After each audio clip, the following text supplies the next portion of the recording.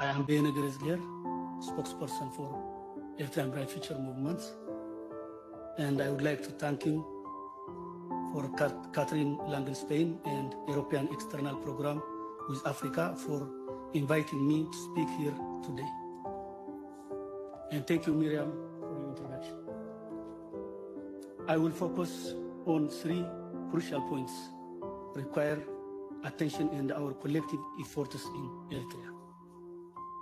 Number one, stopping illegal and undemocratic activities of the Eritrean regime in the EU.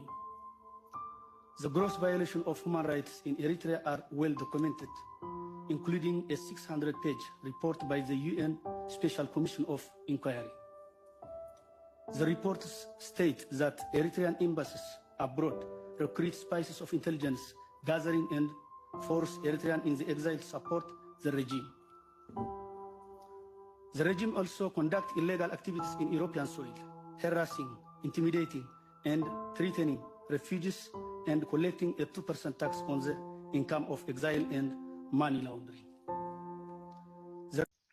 My name is Vanessa Tsahaya. I'm the founder and executive director of the Eritrean Human Rights Organization, One Day Siyum. According to the invitation I received, this roundtable is being organized at the European Parliament to understand the problem that Eritrea presents in the international arena and the options that Europe has to deal with these problems. I would like to deviate slightly from the assumption behind that premise of Eritrea as a sole perpetrator and Europe as a potential savior, because I do not think it accurately reflects the dynamics and challenges currently at play in the Eritrean human rights crisis. The crisis does not just include the abuses that happen inside of the country, but also the atrocities that Eritreans face after they flee. The Eritrean government is a brutal and inhumane group responsible for decades-long systemic abuse against the Eritrean people, but they have not acted alone to create the crisis that exists today. The 2020 mass protest that broke out in the US following George Floyd's murder and quickly spread globally was quickly adopted by movements all over the world that both stood in solidarity with the mass protest, whilst also addressing systemic abuses against people of color in their own country. I was disappointed, but not surprised, that the European Union's migration policies never came under fire during that period. The EU's migration policies, or EU's war on refugees, as I prefer calling it, has been decades-long conflict by one of the richest entities in the world against some of the world's most vulnerable individuals. The purpose of this war has always been simple: to stop as many refugees from coming to Europe, no matter the cost. This war is not about capacity. Europe can afford to take in refugees. Report after report after report has proven that the cost of opening safe and legal routes to Europe would never even begin to compare to the billions after billions after billions that the EU continues to spend in the war against refugees. No, this war is not about capacity. It's about race. The EU simply does not want non-white refugees to come here. This was made even more clear by the language used and policies passed to make Ukrainian refugees exceptions from their war on refugees last year. The European Union's war on refugees is an attempt to abandon their obligations under international law whilst pretending still obliged by them. They're legally obliged to offer asylum to anyone who successfully applies it, and to avoid that responsibility, they have funded, trained, and equipped armed groups and states to make the roads to Europe as dangerous and deadly as possible. Of course we offer asylum, they say, but only if you're willing to die for it. At least 80% of Eritreans who apply for asylum in Europe receive it. If they would be able to access the asylum process safely, they wouldn't have to waste years and money on the different routes trying to get here, risking their lives or suffering unimaginable horrors such as torture, slavery, and sexual violence before getting what they're legally entitled to after they come here. The European Union's brutal, inhumane, and unlawful war on refugees is the largest stain on Europe's conscience since the Second World War. The worst part about this war is that it's being committed by an institution pretending to be a guardian for human rights and pointing fingers at others. And they're able to get away with it because a vast majority of Europeans don't know much about what's happening on our shores and in other countries related to this war. This war has affected Eritreans specifically in two ways. Firstly, the European Union is directly responsible for much of the abuse against them after they flee, specifically in Sudan, Libya, and on the Mediterranean Sea. Secondly, the European Union has also indirectly been responsible for the abuses against them in Eritrea for certain periods of time. As a part of their war on refugees, the EU also provides, and has provided in the past, development aid to stop migration by addressing the root causes. They claim that Eritreans are economic migrants and that to address the root causes, they need to invest into development. They're saying they're trying to stem migration, but everyone, including the EU, knows that these people are not economic migrants. They know that the issues in Eritrea are not political. They know that the issues in Eritrea are not economical, they're political. That money to Eritrea isn't going to address the root causes. Even the humanitarian crisis that's going on in the country, the minimal access to water and electricity, to food, is not related to economics. It's all about politics. And it's caused by the government's actions, not lack of access to finance. The EU has given hundreds of millions to the Eritrean government. There's barely any oversight of how that money is used. But even if they were, the stipulations for the aid has been very loose and generous. This money is instead being used to embolden the government financially, which makes the government officials more comfortable and are able to stay longer in these positions, and also provides them with more resources to tighten their security and surveillance programs and make it harder for Eritreans to defect. This, of course, was always the point. To address the root causes of migration, they don't try to change the problems in the country, just to make sure that people don't leave. Their aid also emboldens the government diplomatically, as the partnership legitimizes the Eritrean government and their portrayal of the crisis as an economic one rather than political. Many of One Day CEO members, including myself, are Eritreans based in Europe. Many of us were born here. This war is being fought in our names with our tax money. We, alongside all other Europeans, have a moral obligation to resist. Thank you. My name is Tadesse Tkelebrahane, a member of Eritrean Human Rights Defenders. Thank you for inviting me. I will focus on the urgent action needed in addressing human rights violations by the Eritrean regime on Europe. Ladies and gentlemen, we are all aware of the alarming situation involving the totalitarian regime in Eritrea, and it's a widespread violation of human rights.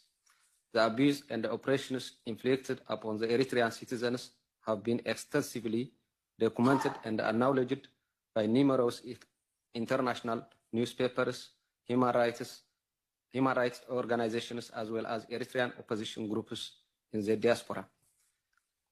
In particular, the 600 pages report published in 2016 by the UN Special Commission of Inquiry into the human rights situation in Eritrea serves as a testament to the grave violations and crimes against humanity committed by Eritrean regime. The report specifically stated that Eritrean embassies abroad are reported to be recruiting spies for diaspora surveillance and exercising pressure on Eritreans in exile to either support the regime or remain silent.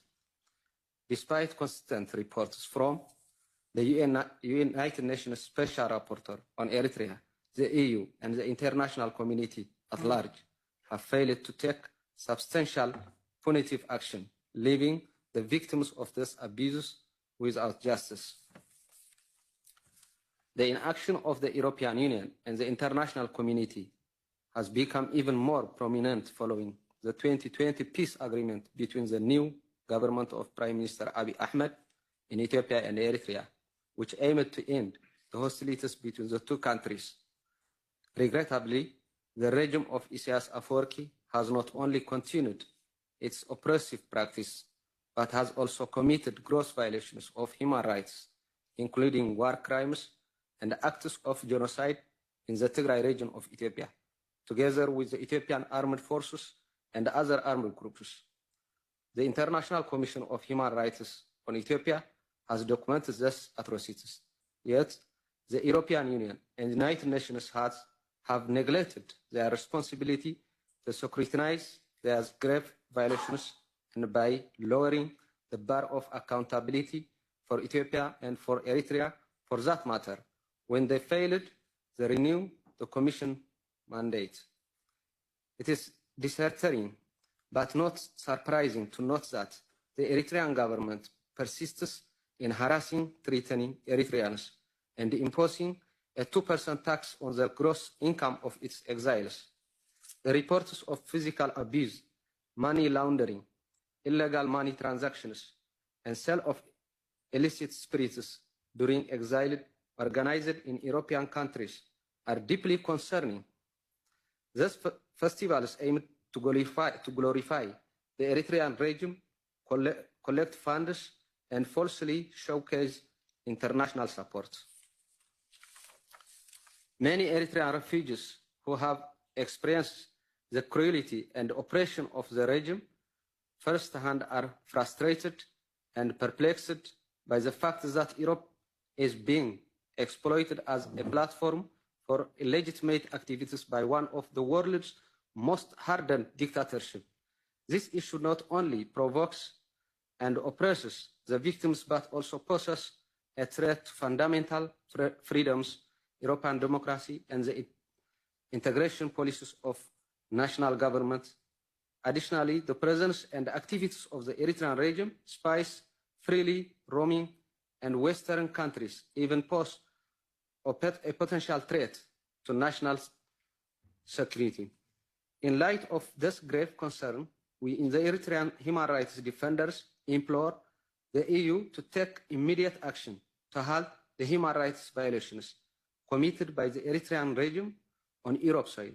It is crucial that those responsible for those gross violations, including many ministers and generals of the Eritrean regime who have transferred their families to Europe as political refugees, are thoroughly investigated and held accountable for their actions. The Eritrean human rights defender pledged to work with you all and the concerned EU authorities to address this urgent matter of upholding human rights in Eritrea. With your support, we can strive to put an end to the suffering of Eritreans in Europe and ensure that Europe remains a safe haven for those seeking refuge, free from the influence of oppressive Eritrean regime. I thank you.